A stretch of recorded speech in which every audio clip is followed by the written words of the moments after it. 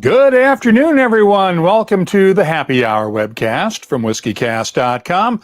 I'm Mark Gillespie in the WhiskyCast studios here in Haddonfield, New Jersey. Hope you've had a great week. It's been an interesting week and a long one, and we're ready to start the weekend off. I don't know if you caught it earlier, if you were attending the Whisky Show, the virtual version in London that's being run online for the next few days. We had a really interesting discussion about diversity within the whiskey industry that lasted more than an hour and had a great panel. And some of the panelists have agreed to join us, and we'll be talking with some other folks as well. And we'll also take your questions and comments about whiskey in general. You can submit them via the comments links on our YouTube page, the Facebook page, and also on Periscope. As usual, if you're watching on Twitter, don't put a comment into the tweet with this video feed because, well, we won't see it till after the show. I want to start bringing in our guests right now, and we'll keep an eye out for your comments. Becky Paskin from ourwhiskey.com, Jenna Elie from the Scotch Malt Whisky Society, and Felipe Schrieberg from Forbes magazine. And I think we've got an echo somewhere in the system here. And I'm not sure where it is, but we will deal with it somehow. Let's see if that does it. But I wanted to bring you guys in, and Felipe and Becky have been in the headlines a lot the last couple of weeks here because you two were the ones who really developed the story about the Whiskey Bible issue and sexism. And I'd sort of like the two of you to start off with telling us how that all came about and how the two of you communicated, because you both basically broke it on the same day. Am I fielding this, Becky? Yeah, go for it. All right. So I guess you can blame Paul John, I would say, because in the official press release for the 20, because, we all know the Bible, and people haven't read it in a while. I think this applies to almost everybody that's involved with whiskey. And you know what the winners are because that's what gets put out there. So when the 2021 press release comes out, it's got the description for the Paul John Methuen, and there's this reference to, paraphrasing, the experience after lovemaking or something like that.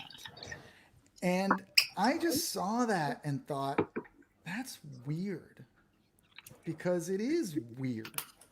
And so I figured, well, what else has he written if he's happy to go with that? And so, yeah, I was able to find some more interesting entries. And it was more than just weird. And it made sense then, well, there's a story here, and Becky's probably a great person to talk to about it. And so that's how we ended up being in contact about it, seeing what else was out there.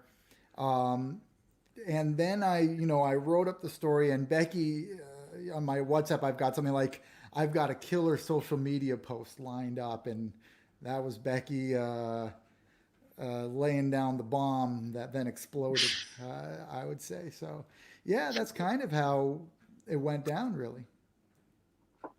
Becky? Yeah, well, yeah, that's exactly what happened. We had a discussion. I got a text from Felipe saying, hey, I've come across this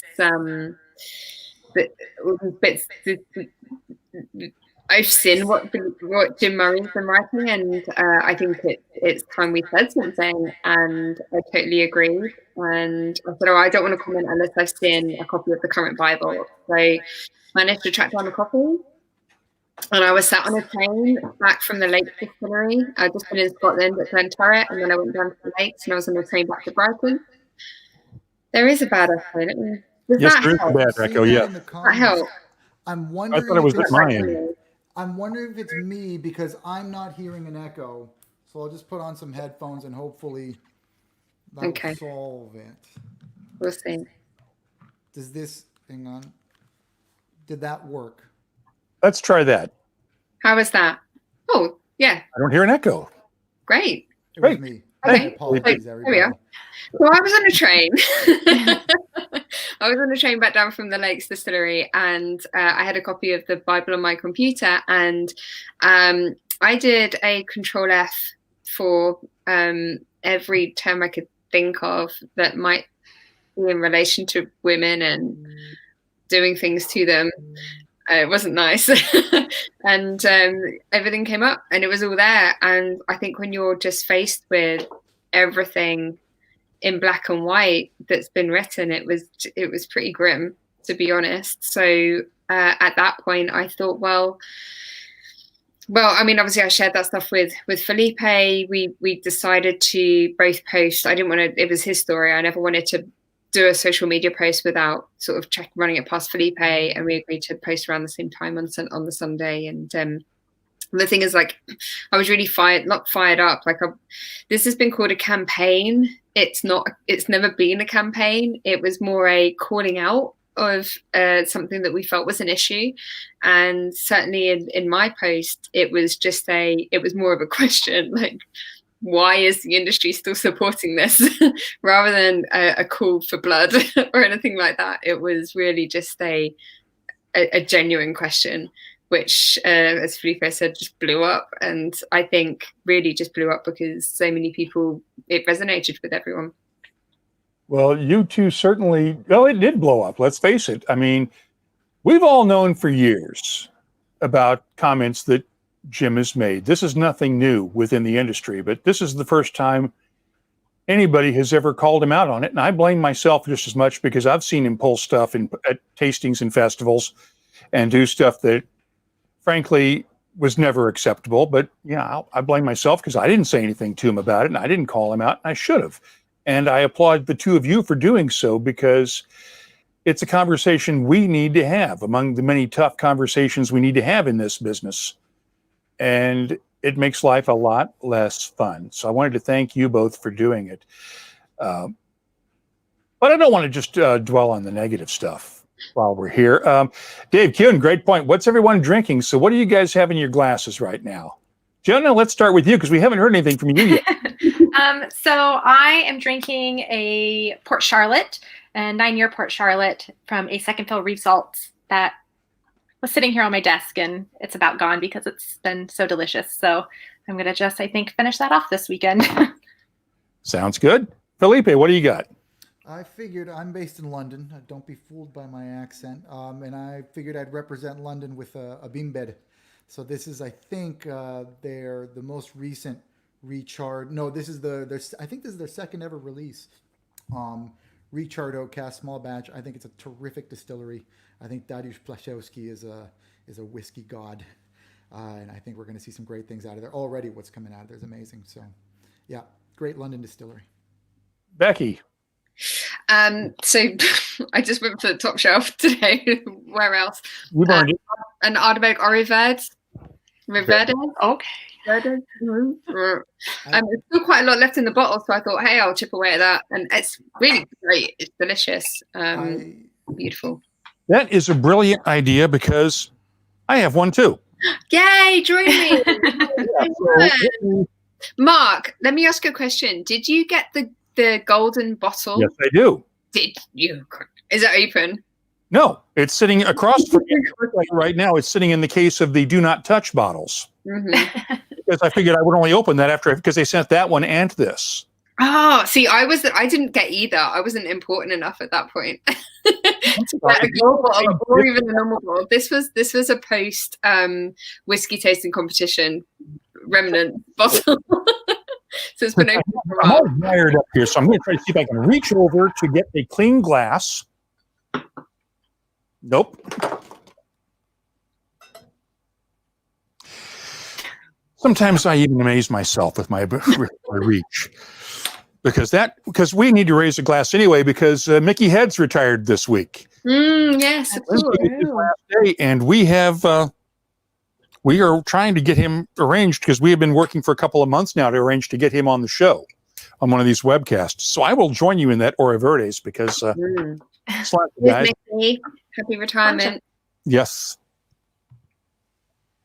Have any of you ever stayed at the cottage at Ardbeg, the Seaview Cottage? It used to be, Mickey used to live there, and then they renovated it and turned it into a holiday home, and he moved next door. And I think he moved out of that even, but it's like the most amazing place. It's like right on the property at the distillery. And so the back door, like the balcony at the back opens out onto the coastline. And it's the most amazing place ever. I don't think I would leave. No, it's my happy place for sure. Felipe's nodding. You must have stayed there during Face or something, Felipe. No, we've first 3 years was camping, and then from there we had an apartment in the southwest in Port Haven, and that's where I've always stayed. The best I've done is Georgie Crawford generously let us stay in her beautiful house by Lagavulin. So that's as physically close as I've gotten to sleeping a night there. Yeah, no, I do know exactly what you're talking about, Becky. And yes, I have looked at it longingly in the past. And yeah, I mean, Ardbeg's Ardbeg, right? So. I think you can rent it though. Yeah, you can rent it. I think it might be on their website. I'm not sure if any of that's changed, especially in the COVID times, but you used to be able to sign up and stay there. Yeah. Can you book it permanently? Just one-way ticket? In a heartbeat. It'd be a long line for that deal. Well, where'd you stay in Port Haven, Felipe? That's where I've stayed all the time whenever I go down to Isla. Well, we stayed right above the only pub in town, the classic Antiship. So we literally have the apartment right above the pub. And we actually rented it from Laura Young, who runs the pub. And so that's where we've been for 3 years now. We're there every year, and we love it. And I love the Antiship, one of my favorite little spaces in the world. I think one of my favorite little box rooms in the world. Honestly, I have had pizza in there many a night. Yep. Pizza and beers at that place, because I stayed just over on the other side, over by the Lighthouse Island, over at one of the B&Bs over there. Yeah. So I would walk over and then stagger back, for lack of a better term, after having a couple of pints at the bar. But no, I love Port Haven. That whole part of the island is just absolutely amazing. Yeah, absolutely. I should have been on an Isla. Should have been matching you all. Instead, I'm going with the English whiskey. Shame on me. But no, absolutely nothing wrong with that. No. And we are getting plenty of comments from the listeners. And you'll like this one. Chris Ratcliffe, I've just realized I've got an untouched tasting set from an hour whiskey tasting on the shelf here. Untouched? Yeah. Which week was it? Which one do you have? Apparently, it's the one that had all surprise drams. But they were all surprised. The whole lot. And I'm not reading any more comments from Crump Crumpler after that comment he made about Murray's sex life that we had on the screen earlier. Well, I'll lie, because this one, last pour of my first bottle of Ardbeg Black. There are hopefully more bottles in the closet, or this would be a very sad moment. Cheers. Bob Winning's asking, who's the cat? I assume Isla made an appearance? Yeah, she's there. Always. Whenever the camera's on, she pops out to say hi. Aww. What a sweetheart. She loves attention. What can I say? Even though she never looks at the screen, she's just here. Jenna, I want to since this is the first time you've been on the show as well, I want to give you a chance to sort of tell folks about yourself and how you got started in whiskey and then moved over to start working with the Scotch Malt Whisky Society as an educator. Yeah, so I have my husband to blame for me being in whiskey. He was always somebody who appreciated the spirit, and it was never something that I knew absolutely nothing about it. It was something that was never on my radar until he bought off a friend's bar program and brought it all into our tiny little living room. And I was like, where are we going to put this stuff? I don't even drink this stuff. There was whiskey and rum, and there was some gin, and it was just a nice mix of different spirits, but it was never anything that I had ever had any interest in. And one night he was drinking a glass of Macallan 18, and he had this just grin on his face. And I was like, you know what? I'm going to try it. And I took a sip of it and I just fell in love. I was so blown away that something could taste that way. And I was just so intrigued. And so I wanted to learn more about it.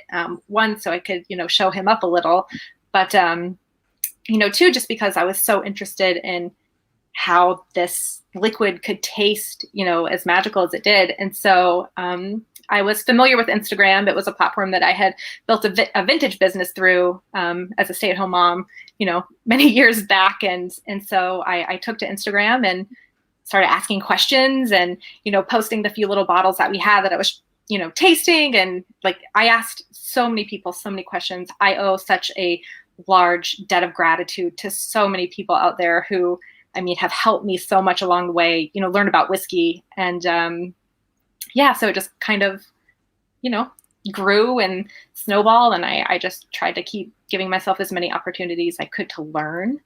And so back in 2018, this was about 5 years ago. So back in 2018, I was approached by the Scotch Malt Whisky Society to come on as part-time. I was still a full-time mom at that time, homeschooling, and which I'm doing again now in a COVID time. So back to the future. Yeah, so I was working for them part-time and just hosting events and stuff here around Los Angeles and loving it. I was just loving being with people and sharing whiskey. Is there a greater joy? I'm not sure, just being with people and being able to talk about this little spirit is so special. And so in 2019, I took some time off and focused on my travels and homeschooling and my little side project called Whiskey A Go Girl. And I joined them back this year, back in March, and have, been talking about whiskey ever since. So that's it in a nutshell. Tell us about the side project too. So Whiskey A Go Girl was kind of what I started to learn about whiskey. It was just kind of my personal little side project that, was a hobby essentially, that I used to just learn. And so I was, lucky enough that I remember the first time I was ever invited out to a brand event. It was actually Jennifer Wren, who now works for, she's my whiskey fairy godmother. So if she's out there, hello, Jen, I love you and I miss you deeply. I remember she invited me out to an event and I was like, me? I was like, why would you invite me? I was like so nervous and I was so just shocked that I was going to go sit in a room with people who did this for a living. And I'll never forget that night. And she just instilled so much confidence in me as a woman to really just take this and run with it. And I've been trying to do that ever since. So I owe a great deal to her. She has given me some great opportunities to learn whiskey. So, but all that was kind of done through my little side project called Whiskey A Go Girl. So, and yeah. I love that because a lot of people forget this, but I started WhiskyCast 15 years ago because I wanted to learn more about whiskey. Yeah. And I still want to learn about it. The distillers and the people who make the stuff, I figured I'd learn. And that's how I started. So we share that same sort of background and that same sort of passion in coming to it. So that's one of the reasons why I wanted to get you on this show to talk to you about that background as well. Now, I got to ask, when back in the pre-COVID days, when you had to go to a PTA meeting, the other parents, I do whiskey tastings for a living. How'd that work? It's kind of funny because my daughter, she tells people that all the time, when people ask what her parents do. And my husband's a tattoo artist.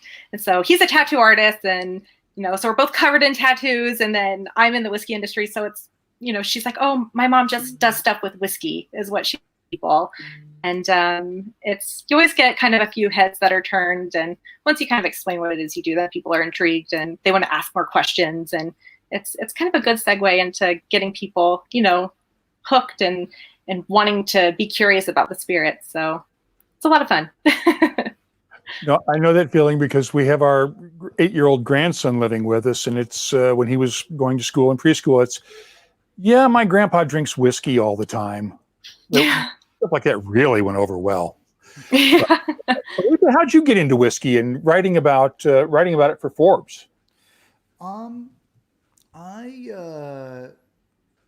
studied in Scotland. I've been in London for 2 years, lived in Scotland for 10 years. I originally went over to study. And I'd and I never liked beer, still don't really. And so whiskey was something you could drink and seem cool when you drank it. So it started out as a peer pressure drink. And then you realize, oh, actually, I don't have to shoot it like, oh, tequila shot. No, I can sip this. Oh, thank God. Okay, that's good.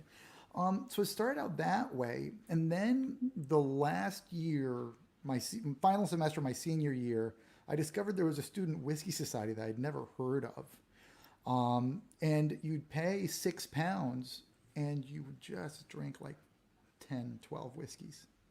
Easy. And you get these people coming through, these amazing brand ambassadors, and they're all charismatic, and you're drinking these great whiskeys and you're with buddies. So that kind of was the first sort of romance of it, that where it really came through in a nice way for me. And then with buddies, there was a great spirits shop. And so you'd see that there's a great single malt on discount. You'd split the bill on a bottle, get through it over the course of a week, move on to the next one that was next on discount the week after. So that's kind of how I started getting into it. And then by the time I started the Forbes gig, I'd started running whiskey tastings. I'd written my master's thesis on sustainable whiskey distillation on Islay. Managed to get the university to pay for me to go to the face shield, which was cool. Field work. It was field work. And I interviewed all the distillery managers after the face because they were all around and available after the face. What a brilliant scam there.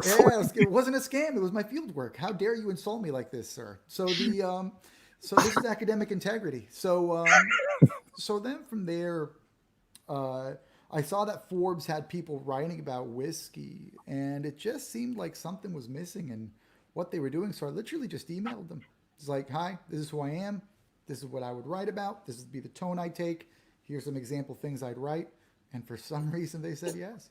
And so that's what I've been doing now for about 5 years with Forbes. But I'm not an employee. I mean, I write freelance, write for other publications, and I run, and I'm still running loads of events now online. But yeah.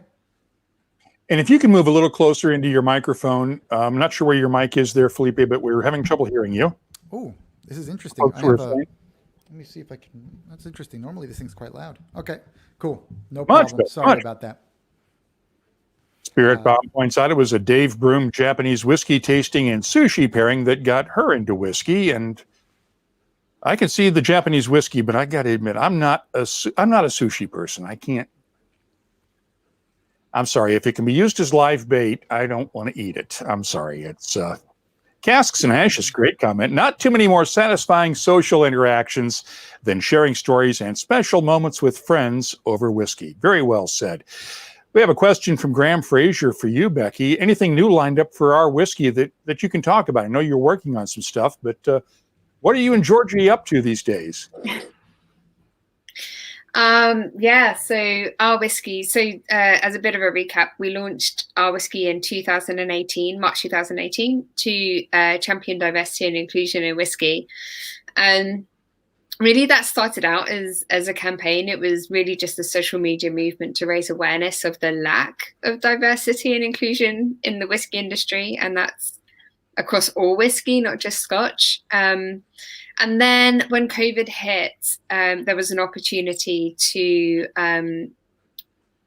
do something for everybody else, So under the Our Whiskey banner, I created a festival, a virtual whiskey festival. In fact, I think we were the first one to be doing virtual tastings with physical whiskey, and it was not an easy thing to put together in the first place because all the bottling halls in Scotland had closed, and as you probably all know, all Scotch whiskey needs to be bottled in Scotland. So actually getting that put together was a feat in itself. And I spent many weeks sat on the floor of my living room right behind me here, packing up boxes and sending them out. And I mean, it was a real labor of love, but I wasn't earning any money at that point because all my work had dried up. I was on my own. And but we managed to raise £12,000 for the Drinks Trust with that festival. And why not use something like our whiskey as a platform to do something like that and to do something for good and to raise awareness of the issues of diversity and inclusion in whiskey too. So that's what we did with that. since then, there are plans, and I'm going to say, I'm really sorry, I'm not going to divulge too much just now, but just know that there are some really exciting things coming, and really along the lines of, I really do believe in being the change you want to see in the world. So our whiskey will be living and breathing that sentiment. That's the kind of plans that are coming. You have to wait and see. I'm sorry, I can't talk about it too much just yet. But I'm excited. Hopefully you guys are too. See what you come up with. So let's get back to the topic here. How do we get past this image of whiskey as just a drink for old white guys? How do we get past this? I can echo some of the things that we were just talking about, Mark. Yeah, by all means. So we were, Mark and I, and also along with 3 other panelists as well, Tracy Franklin, Samara, from Black Bourbon Society, and Frank. Oh God, what's his name? Thank you. We were just talking about the diversity and inclusion within the whiskey industry for the Whisky Show. We had a panel discussion there, just over an hour. We were talking about the steps the industry can be taking. Personally, from my perspective and from our whiskey's perspective, and this is something we've been championing over the last couple of years, is it really needs to come from the brands. It needs to come from the brand's marketing and advertising strategies to show whiskey as an inclusive drink. And that message is not going to come across if all they're doing is showing white men in all of their marketing campaigns. If they start to use a variety of different faces, different genders, different races, then people will start to understand that whiskey is for everyone. Us in the industry, we all know whiskey's for everyone. Everyone watching along is tasting whiskey knowing, hey, yeah, of course whiskey's for me. But are you represented in whiskey advertising? And would you say to your peers around you, hey, yeah, whiskey's for you, but if you look at whiskey marketing, are you actually reflected in that? I think it's important that it comes from them, because the brands then influence the media, they influence the film and television, they influence advertising agencies, PR agencies, and then they influence wider consumer opinion as well. So it starts with them. If there was one main thing that I think could change this opinion, it's brands need to really sort out their marketing. We have an interesting comment now from Tabitha Spirit Bomb in England, who says, I still see a stunning lack of LGBT plus people in whiskey. Can the guests comment on that? I suspect you may not see it because they're not out and open about it, but yeah, they're there. All I have to say to that is, Mark, I think I agree with that. There's a few people I can kind of think off the top of my head, but also I know there's people that maybe I know who I don't actually know are queer, to use that term to describe the LGBT plus sort of umbrella.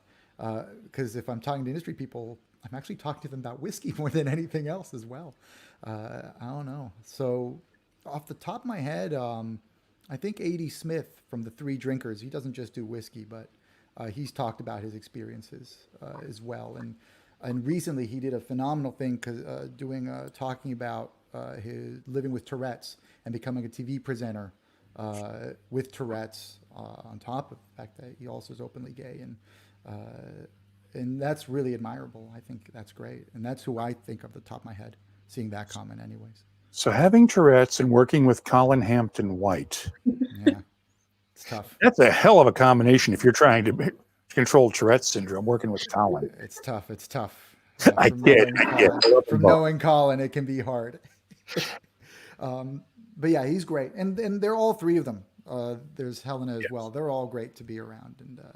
And I've been able to chat with them at various events and done a couple press trips, or actually the one press trip. But they're all a great gang and very supportive of each other as well. And because we've never seen. Well, let's face it, we don't see many women in whiskey ads to begin with. We don't see much diversity in whiskey advertising. can't recall having ever seen a same-sex couple featured in a whiskey ad. There are instances. I mean, whether they're a couple or not is debatable, but there are instances of two women. Obviously, there are two guys. There are always two guys. It's always a son giving a father a bottle of whiskey on Father's Day, isn't there? But in terms of women, there are a lot of images. In fact, I shared one on our whiskey Instagram recently of a Glenlivet campaign where it's two women holding hands and holding a glass of whiskey each as well. And if that's not inclusive or indicative, I don't know what else is. And actually, I would really like to call out the Glenlivet as being one of the brands that really is championing this, and they are really pushing the boundaries when it comes to showcasing a range of different faces in their marketing, and it's working for them. The business case is there. You look at the US, for instance, and this is a case study I talk about all the time. In the US, the gender split of people who drink whiskey is like 35% women. But the Glenlivet has a consumer base of 50-50 men and women. And the reason for that is, well, the majority reason of that is their marketing is gender neutral. So they have a mixture of men and women, different races, gender neutral coloring. Everything is just vibrant, inclusive, interesting, and really speaks to a new demographic of whiskey consumer who's just coming into the industry. And that's their global campaign is like that as well. But in the US, it's particularly targeted. And they've had so much success over there. If the Glenlivet Founders Reserve, for instance, was its own brand in its own right, it would be the 5th biggest selling single malt in the world. Just the Founders Reserve. And I know that malt enthusiasts will be like, oh, no, not Founders Reserve. But it's a accessible liquid. And with the Glenlivet's advertising campaign and its stance for neutrality, it's succeeding. And I don't understand why other brands are so reticent to embrace that, because there are obvious business cases for it. It's not about abandoning your existing consumer demographic. White guys are obviously always going to like whiskey. And hey, guys, if a campaign doesn't necessarily always show you in it, does that mean you're not going to buy the whiskey? But what they're doing is ignoring a whole other demographic of women, of people of color, and the LGBTQ community. And I just think that there's room for everyone. Whiskey brands need to broaden their marketing strategies. And one of the things we talked about during that panel discussion was not only calling out brands when they screw it up, when they do something that doesn't reflect diversity and inclusion and something which actually goes the opposite way, but perhaps we ought to encourage companies that do. Mm-hmm. And perhaps those companies that are on the fence might see their competition trending for doing the right thing, and it might encourage them to do so. We got a great comment here, or feedback on that comment. Let me just scroll back up here and get it, because it's important to get this one. From P.T. Wood, our pal at Woods High Mountain Distillery in Salida, Colorado. My head distiller, Beck, is a total badass lesbian whiskey maker. P.T., I get out to Colorado, I want to come meet you, and I want to come talk to Beck, because that sounds like a hell of a story. And plus, what you guys are doing is really interesting whiskey anyway. And Chris Ratcliffe points out, is there a missed opportunity for whiskey here? Absolute, Crystal Head, Brooklyn Brewery all do Pride or Stonewall-themed bottlings. I've never seen anything like that around whiskey. No. But I also want to... I think it's important to remember that a lot of whiskey brands as well, and any spirit brand, any brand full stop in the entire world, tends to come out and rally around a certain occasion like Pride, like International Women's Day, and they'll talk about their queer workforce, they'll talk about the women that are working in their company, and it will just be for that one day or that 1 month, and then they go silent for the rest of the year. What I would love to see is brands actually championing their workforces, the diversity of their workforces year round. So if you're going to do a Pride bottle, make it available year round. What's the point in just doing it for 1 month and just saying, oh yeah, we support this cause? Actually live and breathe that value. If you do support it, then show that. Great comment from Raj Saberwal at Glass Revolution Imports. They were working with a new Scotch single malt coming to the market, and the promotional material that we were sent depicted white males, an older male bartender, and comments that were frankly sexist. We had to educate the brand that these images were sending the wrong message. Well, one, thank you for doing that, Raj. Want to tell us which brand it was? Thank you, Raj.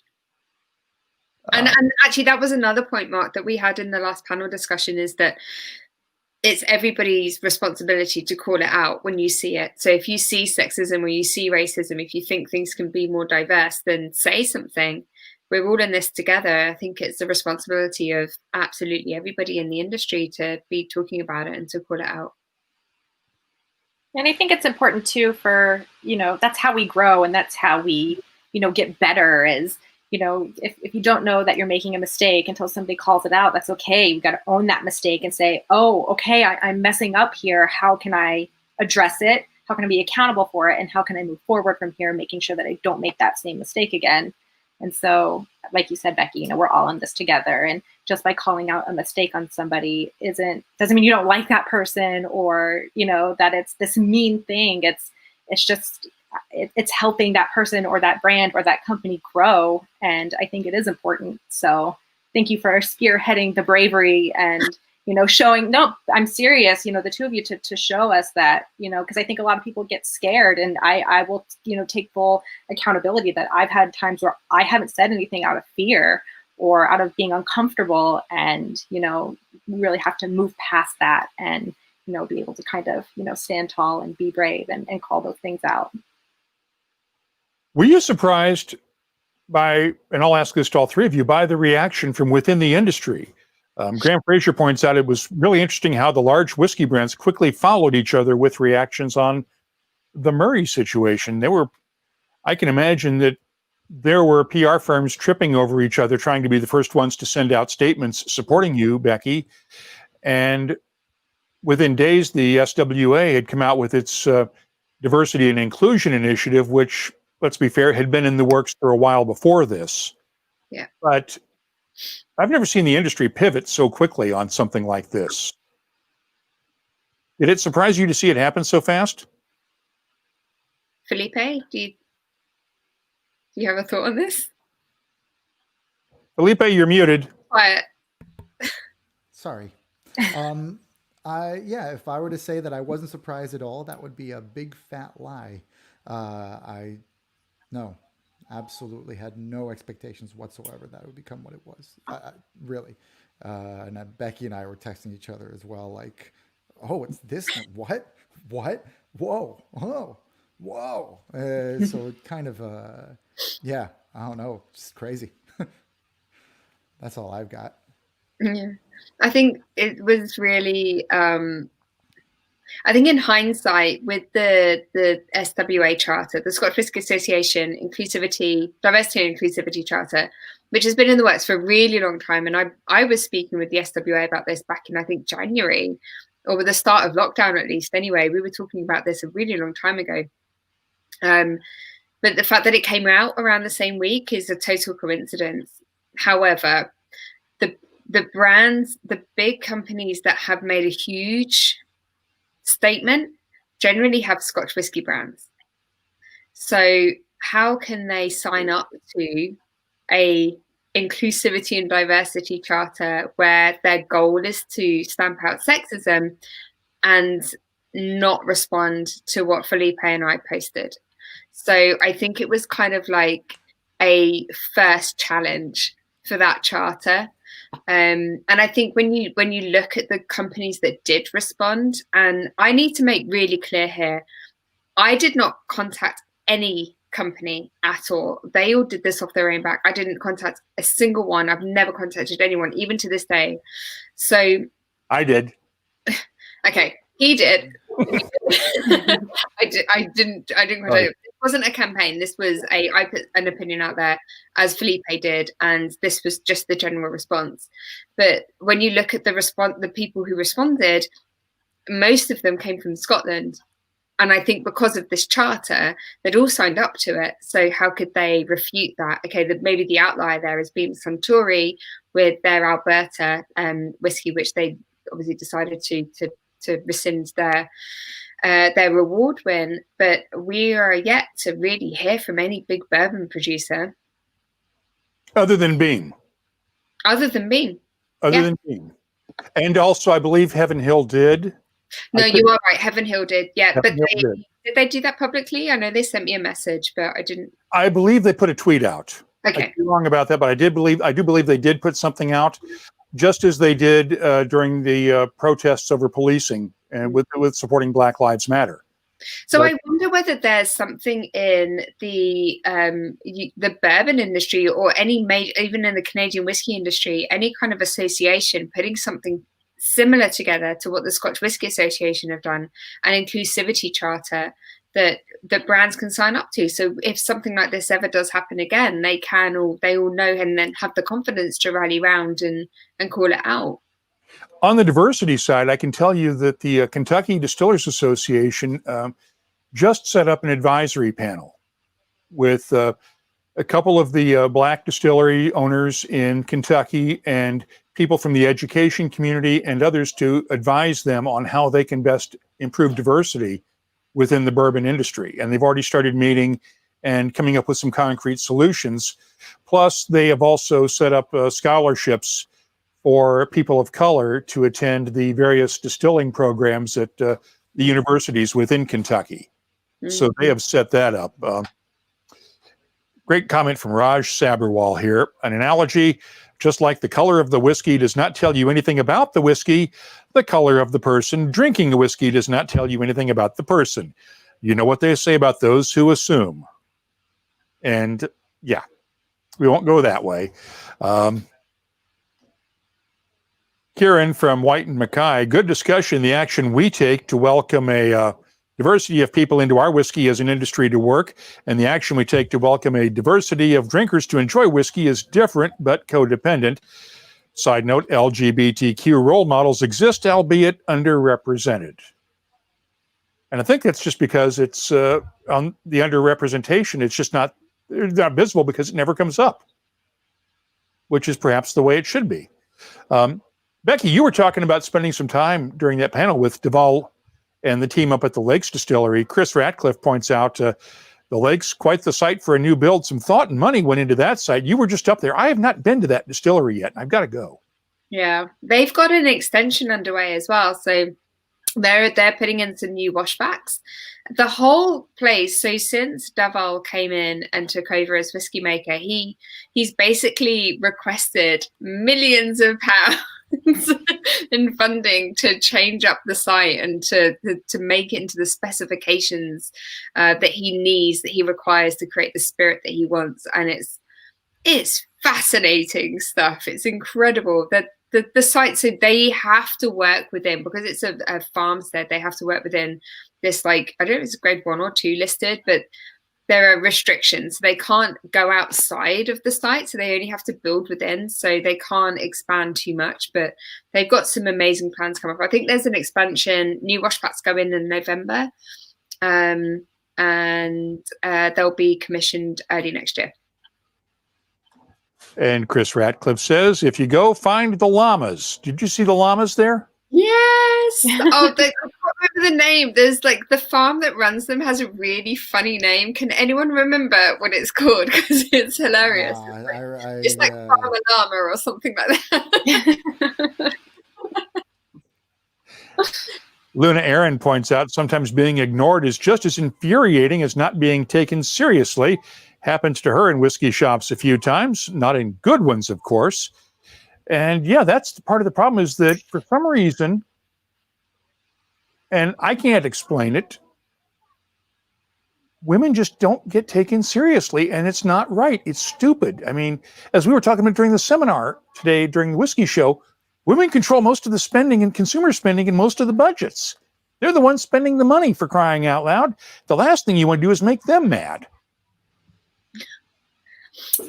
It's interesting. You know, I talk about whiskey all day, And, I talk with people all day about whiskey, and I can be, getting really in depth about, certain aspects of whiskey. And at the end of that conversation, I'll still get asked, do you actually drink whiskey?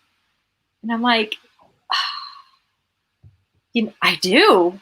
I do drink it, it still just baffles me to this day. Or, when I host a tasting and it's full of men, and, I'm up there and I'm being talked over, or I'm, giving out information, and that information is, being, challenged. And that moment when you can really kind of have somebody put their foot in their mouth, because you have, outsmarted them when it comes to whiskey, or, you have represented this beautiful spirit, better than anyone else ever could, whatever the case is. That moment of foot and mouth is, I hate to say it, that it's a feeling like, yes, I do know what I'm doing. I do know what I'm talking about. Like, I live and breathe this little spirit every day of my life, and I deserve to be here.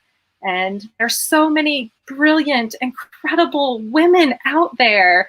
And it's a little frustrating that, still to this day that we're still being asked that question. Yeah, it's amazing to see that all this focus, and just because even the panel we had today wasn't as diverse as it could have been and as it should have been, quite frankly.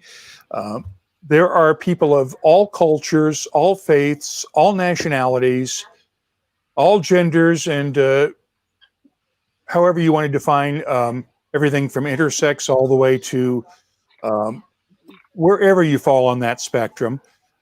And there is a big tent out here for whiskey makers, whiskey lovers, and we need to embrace that, because we're only just going to get better whiskey out of it. And we're going to make a world a better place if we can. And we're getting some more of these comments about making themselves seen at whiskey shows. Spirit Bomb said she got totally blanked by a Ben Romick rep.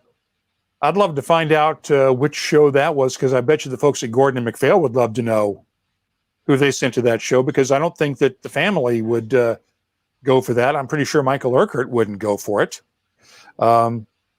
Kieran totally agrees from White and Mackay. Spirit Bomb, Tabitha, I'm hard to miss being tall and having bright red hair too. Okay. I'm not sure where we were going for that one.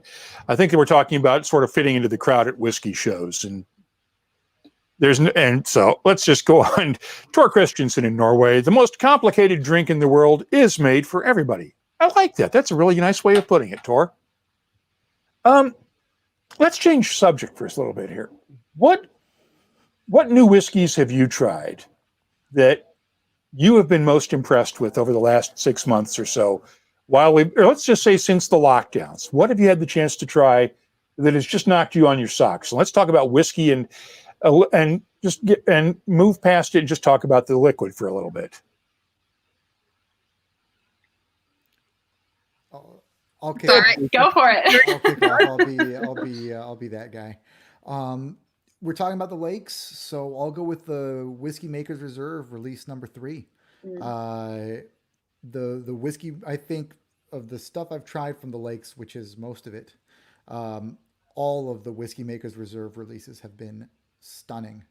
And I think that's Davol kind of putting his vision of what he wants in the future into what he can do now, because he does have big ambitions for the future and what he wants to do with all of his casks as part of this evil plan that he's concocting. And the Whiskey Makers Reserve release, I think, are him trying to show what that evil plan is going to look and taste like. And number 3 is stunning. I love number 1. Number 2 is very good. And I think number 3, he also knocked it out of the park again. That one's right up there for me, I'd say. But it's definitely triggered by the fact that we're talking about the Lakes as well. Yeah, but I'm sure there's a few others. The Glendronach Kingsman, these sherry bombs. The Glendronach Kingsman one, I got sent a sample of that, and yeah, it's not too bad either. And the last one that I'll mention, again, perks of the job, I got sent us samples of the Diageo Prima and Ultima set, and there's a 47-year-old Cragganmore, and that was one that just absolutely blew me away. I'll go with those as my choices and cede the floor. Jenna? I think the whiskey I'll just talk about one that has kind of just caught me. And I think at least whiskey's like very emotional for me. So there are certain whiskeys that just really grab my attention at certain times in my life, or, I'm feeling, or I don't know, but this one particular whiskey, I can't seem to kind of like let go of. And that is actually made here in California. So it is Sonoma County Distilling, which is led by the brilliant Adam Spiegel. And he does a cherry wood. Jenny, you're breaking up for a second. Could you repeat that? Yeah. Can you hear me now? Yeah, it just broke up for a split second there. We couldn't hear the distillery you were talking about. It is Sonoma County Distilling, which is head by Adam Spiegel. They do a cherry wood smoked rye that I am just so head over heels for. It is such a beautiful, beautiful whiskey, and it reminds me of being a kid growing up in a farm, and it's leathery and smells of just earth, and I really love that profile in whiskey, and that one has just, kind of pulled at my heartstrings more than any other whiskey so far. So that would be my one. And we got to send our thoughts out to all the folks in Sonoma County in Northern California and Southern California with the wildfires right now, because I know that the folks at Charbet were worried about their brandy and wine distillery, not the whiskey distillery they have, but their second distillery, their original distillery in Northern California, was in a fire zone earlier this week. And I know Sonoma County, right around that area around Santa Rosa, where they're worried about that too. So I know there are a lot of wineries up there who have unfortunately caught fire, and it's really just devastating, not to just business, but to human life as well. And, we have some really fantastic, brave firefighters out there who are, putting their lives on the line. So yes, we are definitely thinking about all of them for sure. Becky, what have you tried recently? I'm going to go in the opposite direction to Felipe with his 47-year-old. And actually, there are a couple of really young whiskies that I'm really digging at the minute. I tried the latest release of our Beaky Rye. I guess it's the third or fourth release, I think. Oh my God, can Scotland make rye whiskey? Can I swear? Fucking hell, it's amazing. It's so delicious. It's so good, like blackberry spice and like breadiness. It blew me away. Honestly, I loved it. And it's still relatively young. It must be only maybe 4 years, maybe 5. So really, really young, but it's so delicious. And it's am I right in saying it's the only Scottish rye on the market at the minute? I think Arbeeky's the only one doing rye. Yeah. I mean, there are other distilleries making rye. We've known that for a long time, but it's the only one that's out and available to buy. But they do it in small batches, so it's quite difficult to find. But I love it. I love their rye. I think it's amazing. The other one, which has just launched, I think, I can't remember who just said that they just ordered a bottle, is the new Nicnean. And I tried the new release, the standard release. So I know they did a special bottling, which was just for auction and raised money for charity. But they've also done their core release, which is amazing. It's so delicious. There's so much complexity for like such a young whiskey that's like 3 years old. It's so delicious. There's so much fruit and breadiness and like peachiness, peach melba, and it's just so good. It's so yum. Exactly. So Nicnean was I think one of the Jim Swan distilleries to have had some of his consultancy too. There's kind of a theme here with Jim Swan's distilleries. They're all fucking great. Very godmother of whiskey. Like every distillery he went to, like touched with his magic wand, and it's blown up everyone away. So yeah, Nicnean, their new single malt I really enjoy, and the new Arbeeky Rye as well. Those are my two. And Bob Wenting points out, technically there is no such thing as Scottish rye whiskey. Change of rules needed. I guess they have to call it a single grain, right? Yeah, it's single grain. But I mean, until there are more, until there's more, you can't change the rules just because one distillery is made Scottish rye. Well, we had one distillery in Campbellton for how many years, and they managed to keep that alive as an entire whiskey region. No, it has to be 3. It has to be a minimum of 3 in a region for it to be a Henry Wright to pull out of the SWA if they tried to kill Campbellton as a region. Exactly. So if one of the 3 distilleries in Campbellton closes, Campbellton's no longer a region. Really. They have to rely on each other. Yeah. Cask-Strength is cherry wood smoked rye. Yes, that's a cherry wood smoked with. They smoked the rye with cherry wood. I've tried it too, and I like that one. I think we're actually pouring that on the our American whiskey tasting during the Whisky Show on Sunday. They do cherry wood smoked bourbon as well. Mm-hmm. That's also fantastic. But that rye is super special. Crumpler, thanks for giving love to young whiskey. I'm so tired of age snobbery. And P.T. Wood, they use cherry wood smoked malt in their rye whiskey. There was a review in the summer issue of Whiskey Advocate. So we'll have to look that up. Let's see. Inchdarney's Rye Law is coming. I'll have to try that one. I tried that. I actually did. There was a seminar I did last year at Tales of the Cocktail Mark with Nicola Risk, Tracy Franklin, and Georgie Bell. There was 4 of us, and we did 90 Scotch facts in 90 minutes. And one of the tastings was Inchdarney's Rye Law to dispel the myth that rye always comes from either the US or Canada, and that Scotland is making rye. And so we managed to get 2-year-old samples of Inchdarney Rye Law, and it was so good. And people were like, "Oh my God, this is Scotch! Oh man!" Blew them away. It was so great. And again, another young whiskey. That was only 2 years old, so yeah, that'll come soon. So Chris Ratcliffe is asking, did you guys get to try the Ardbeg Wee Beastie? Since we were talking about Ora Verdes earlier, did you any of you get to try the Wee Beastie? I haven't tried it yet. I've tried it, yeah. It's soft, but it's a beautifully done soft Ardbeg. The Ardbeg things are there, but they've been put in a petting zoo, I'd say is how I describe that. And that's no bad thing. And also what's really interesting, and I guess because Ardbeg is Ardbeg, they can do it, is they've got that 5-year-old, very, very clearly marked. Not too many brands happy to stick a number when it's a young whiskey. And it's lovely and certainly worth it, I would say. Becky, have you tried that one? I have to admit, I do have a sample. I am yet to try it, I'm afraid. Looking forward to that. But I did try. I tell you what I did try was the smoky porter, the beer. I've not tried that one. Oh, Felipe, isn't it amazing? Haven't tried it. Oh, have you not? Nope. So delicious. Rub it in my face. Rub it in my face. Sorry. Rub it. I think Tabitha just came up with the next Ardbeg limited release. Ardbeg Petting Zoo is a release that should buy.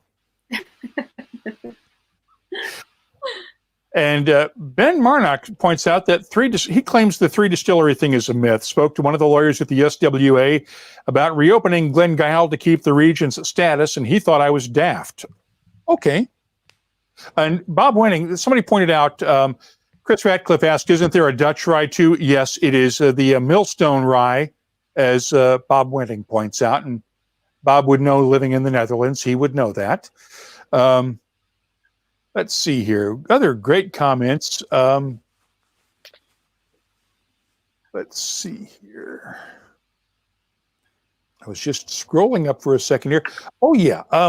We did have Tabitha asked, she has yet to try an SMWS bottling. Would you recommend signing up? Jenna, I'm sure you can handle this one really easily.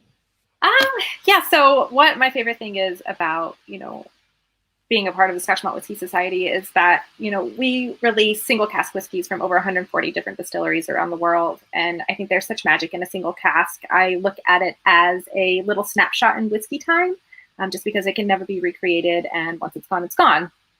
So, the beautiful thing is you're getting it, it's essentially just like putting a straw in the barrel and having your whiskey that way. And it really gives you an opportunity to, taste it at Cask-Strength and then to really tailor it to your liking.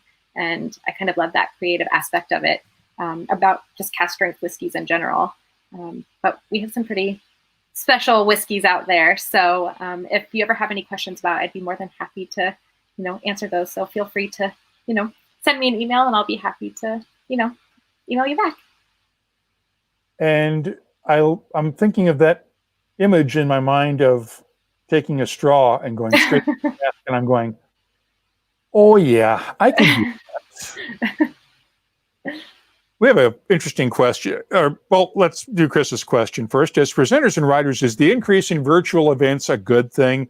Is this a boom while people explore the idea? And will it become common or a lockdown fad? Great question. Are we going to be doing virtual events from now on? I think it actually gets distillers in front of more people without having to put them on the road. And that's why I think we would see more of it. What do you guys think? Yeah, I think that this is given an opportunity to have, a bigger reach. At a whiskey tasting, you can only have, a certain amount of people, whereas doing things virtually, you can literally reach an entire world, of people. So I think it'll definitely, at least I think it'll be something that we see more of, even post-COVID or when we're back out into the world, actually being able to enjoy whiskey with actual real people in real life. So that's just my kind of hot take on it is, maybe not as much as we're seeing now, because I feel like there's a Zoom or a tasting or, some kind of virtual whiskey something, every hour of the day. So we may not see it as often, but I definitely think it'll be, something that's implemented into many tasting programs moving forward. Felipe? I agree entirely. I think, it's here to stay. It's not going to be to the same scale once we return to something resembling normal. In my experience as well, it's been huge. It's worked out. I was running things based on marketing to people in London. Then all of a sudden, from running virtual stuff, I'm able to market across the UK and Europe. So it's so many more people can sign up and take part. So then the trick is to then make that format work in a way that remains engaging for an extended period of time. And people are going to figure it's because it's a different sort of, you have to, if you can develop a show that works for, and I do mean kind of a show, that keeps people's attention on, a small screen for a pretty large amount of time, then there's no reason why people aren't going to not keep coming back for this style of whiskey event, shall we say. So yeah, I think that's completely on the money. Becky, are we going to see more our whiskey tastings in the future online? Stop fishing, Mark. I mean, is it going to be part of the future? That's why I'm asking. I hope so. I think, the festival was so great, and it did such a great job of raising so much money for charity and awareness. So I'd love to see at least that become an annual event. We'll see. I think I do agree that the world has woken up to virtual events and the success of them. And actually there's something new that I'm working on, which we're announcing in the next couple of weeks properly, which is a new virtual spirits exhibition, which is coming soon. So you'll see some more of that. I don't want to take any thunder from the Whisky Show because they're doing such an amazing job. And if anyone's watching and they haven't registered for the Whisky Show, then do, because it's amazing. It's so cool what those guys have done. But I think there'll be more virtual stuff. I don't see this ending, even when we go back to normal, because the hassle of going into town, traveling an hour or 2 hours away to get to an event, or even for brands moving their master distiller or brand ambassador all the way around the world to host an event for 5 people or something, is just ridiculous. So if you can do it online, and I, for one, I don't know about Felipe or Jenna or you, Mark, but actually having product launches done online where they send you the whiskey and you just join online is so much easier to actually listen in, get down what you need, taste it within half an hour and go. Otherwise those events would last hours. And it's nice to see everyone, of course, and it's so lovely to catch up with family, because we are all family, but it does get the job done quicker. That's for sure. It's a functional family, but it's a family. Yeah, it's true. I'm really, so on that note, I'm going to have to say goodnight and goodbye. I really have to run. Mark, thank you so much for having me on WhiskyCast again. Felipe, thank you for everything you've done. Really appreciate you. And Jenna, so good to meet you finally. So lovely to meet you. Well, Becky, thank you again for everything. And we got your back. I know you've taken a lot of shit the last couple of weeks. And we're here for you if you need us, okay? Thank you, Mark. Thanks everyone who's watching as well, and everyone for your support. It's been interesting. And as I've said in my social media posts, like that on that whole issue, this is the start of the conversation. It's definitely not the end. I will continue to hold companies to account. We're going to continue this and make sure that change happens, because I don't think that I want to be part of an industry that doesn't do something about an issue that's really quite clearly needs to be addressed. So, man, and we're right there with you. We'll see. Cool. Anyway, guys, thank you so much. Nice to see you. Yes. Okay, we'll finish up here real quickly with Jenna and Felipe. And great comment from Matt. That entire table behind Jenna is raw, distilled, aged, flavor bottled happiness. Those are all FMWS expressions, and they just changed. Are those the new format bottles, or are those the old? I couldn't. Some of those are the new ones. Let's see if I can grab one here. This is kind of what they look like. Give you a little peek of that. Mm-hmm. Yeah.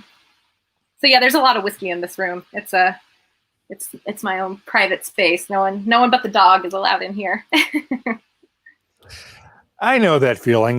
Nope, the dog's not down here right now. But well, let's wrap things up. Any final thoughts before we let you two go? I would say my hot Scotch Malt Whisky Society tip is always look out for number 66, Ardmore. Yeah. I love them. One of the best whiskeys I've ever tried in my life was the 66.36. Milano sausage with the tropical fruit kebab was the one. Wow. The best things ever tried. Was able to get it for like 40 pounds, and I still think there's very little that can match it. But yeah, for me, I'm always looking out for the Ardmores with you guys. Yes, there's loads of other amazing whiskeys. Of course. That knock my socks off, but for me, the 66s are always the little sort of underrated secret. I agree. I will happily agree with you on that. We just had there may actually be a few left, but a 22-year Ardmore that, I mean, like, I tasted it and I was like, you just have those whiskeys that kind of catch you and kind of take you back a bit, just because they're so elegant and beautiful. And this one was like chocolatey with that little like pillow of peat, and it was stunning. I've not quite tasted anything like it, so I'm fully on board with that statement. That sounds amazing. If I could ask a question, Mark. Sure. And I don't think, Gemma, you were involved in this. I wasn't able to be at the Whiskey Show today. I wasn't either. Is it possible to get a quick summary of what was discussed in that panel today, and what some of the thoughts that came out of that were? The executive summary would be racism bad, sexism bad, gender issues, we like them, diversity we love, inclusion we love. If somebody screws up, chew them out, and try to help them grow. That's the blunt summary of it. But no, in all seriousness, it was actually a really positive discussion. We had a lot of great comments, a lot of support for what Becky had done, but also for what folks like Similar Rivers has done with the Black Bourbon Society, because it was a shock to me, because when I talked with her earlier this summer, at the beginning of the summer, during the middle of COVID, they were at 17,000 members in the U.S. They're now at 20,000 during COVID, with not being able to hold any events. And if that doesn't tell you that whiskey brands are missing something by not focusing on diversity, I don't know what does. That was one of the keynotes out of it. Just a lot of great comments. That discussion will be up. I know they're going to replay it on the Whisky Show website through the show, through the week, through the coming week, and we may have some highlights from it on an upcoming WhiskyCast episode because I recorded it here as well. But that was just the comment that we need to embrace the people and the brands that are doing things right and that are trying to focus. And that those of us who are in positions of privilege, and I acknowledged this at the start of the session, having a session on diversity and inclusion issues moderated by an aging white guy is probably not the best look in the world, but somebody's got to do it. And if I can use the privilege that I acknowledge I have to help uplift other people and lift up other voices and get them the attention they deserve, then damn it, that's what we're going to do. And just some of the comments that were made literally almost brought me to tears because there were things that I'd heard that I just was completely shocked by. And I would encourage you, if you have the chance to go back and watch that replay, yeah. I know they're going to put it on their YouTube channel at some point here. I'm still trying to process all of it because it's just, there is no excuse for not wanting a diverse whiskey society and a whiskey industry that represents everyone. Because one of the comments I made was, this is the only color that really should matter, the color that's in the glass, because we can all enjoy it, no matter what color we are, no matter what race, no matter what gender, no matter what religion, we can all enjoy this together, and it's something we have in common. So, let me get back to a fun question that someone asked, Matt asked if there was a link to that show. As soon as I can get one, I will post it. Dave Kuhn asks, if you could have a lifetime supply from one distillery, what would it be? Got a pick there? I'm waiting for Gemma to speak. Mine is, I'm a huge Bruichladdich fan. That is like my kind of, I could gush on about them for, days. So that would be my pick. I liked that one too. Okay, Felipe, you're on the clock. Lagavulin. I'll stay on the same island, just because I've got too many war stories from being there, and so there's an emotional connection there for me that I cannot turn. Also, the whiskey blows my mind. There's also that, but it's because there's plenty of other whiskeys that'll blow my mind. But the fact that there's things that have happened there for me that have led to so many special moments, more so than almost any other distillery for me, I think is amazing. So Lagavulin will be my choice. I would have to say, and I'll go ahead and it would depend on the age of the whiskey. If you could give me a lifetime supply of really old Glen Grant, oh yeah, I'd take that in a heartbeat. Young Glen Grant is nice, but Glen Grant starts getting really good at 25 years old. And the older it gets, the better it gets. I don't know if that's ageist or not, but I'm kidding, of course. But yeah, I would consider Glen Grant. Hard to say. Of course, it's hard to pick just one, but yeah, if you had to. Then again, as Tabitha puts it, give me a supply of Yamazaki. Works for me. Chris Ratcliffe, I think of whiskey like Enzo Ferrari thought of his favorite car. His favorite was the next one. I like that. And Tabitha says, love me some Bruichladdich. They've taken more of my money than any other distillery. So, well, let's close it out there. Jenna Elie from the Scotch Malt Whisky Society and Whiskey A Go Girl, Felipe Schrieberg of Forbes. Thank you both for spending some time with us. I also want to thank Becky Paskin for giving us an hour. She had told me at the start she might only be able to stay for half an hour, but she gave us a full hour because she has an early morning tomorrow. So we want to thank her for joining us as well. And I want to thank all of you for joining us. We'll be back on Wednesday with the Whiskey Wednesday webcast. Kate and Mark Watt from Watt Whiskey will join us, along with Greg and Kirsty Dillon from Great Drams, both husband and wife independent bottlers. We'll talk about the joys of working as an independent bottler and working with your spouse at the same time. I know how that goes. Thank you again for joining us. Stay safe, y'all. Be good to each other. Wear your masks. You know what to do. And we'll see you next Wednesday. And I'll see you on the podcast this weekend. Thanks, everyone. Have a great weekend. Good night, all.